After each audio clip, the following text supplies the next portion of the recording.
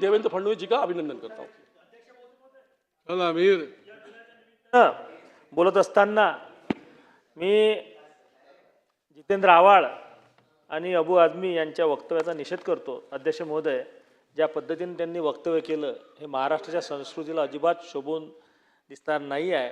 आणि अबू आझमी ते इथपर्यंत बोलले की बिल फाडून कचऱ्याच्या पेटीत फेकून द्या।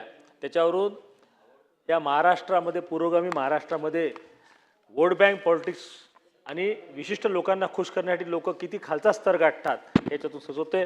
या बिलामध्ये फक्त एक अमेंडमेंट मंत्री महोदय आपल्याला सुचवू इच्छितो। उद्देश आणि कारणांमध्ये आपण मुख्यमंत्र्यांनी बोलताना सांगितलं की विशिष्ट लोक जर याच्यात दोषी आढळले 7 वर्षापर्यंत सजा आपण देऊ।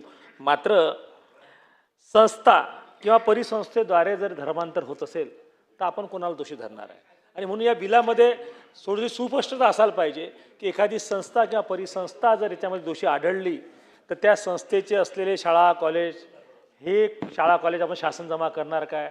त्यांच्या ज्या प्रॉपर्टीज आहेत त्या संस्थेच्या किंवा त्या परिसंस्थेच्या, त्या अख्ख्या प्रॉपर्टी म्हणजे सरकार जमा करण्याचा या बिलामध्ये अंतर्भाव असायला पाहिजे। नाही तर काय होईल, पोलीस यंत्रणा आणि आपण सर्व जेव्हा व्यक्तीवर दोष देतो तेव्हा व्यक्ती फोकस होते, त्याला आपण 7 वर्ष जेलात पाठवू। पण जेव्हा संस्था दोषी धरल्या जाईल तेव्हा व्यक्ती कोण आहे, संस्थेवर कारवाई काय करणार? तर याविषयी सुस्पष्ट धोरण सरकारनं, मंत्री महोदय आपण यात स्पष्ट नमूद केलं पाहिजे की संस्थेची प्रॉपर्टी सरकार जमा होईल आणि संस्थेच्या शाळा कॉलेजची मान्यता रद्द करण्यात येईल। एवढं एक अमेंडमेंट मी या बिलानिमित्त सुचवतो आणि थांबतो। चला मीर भाई।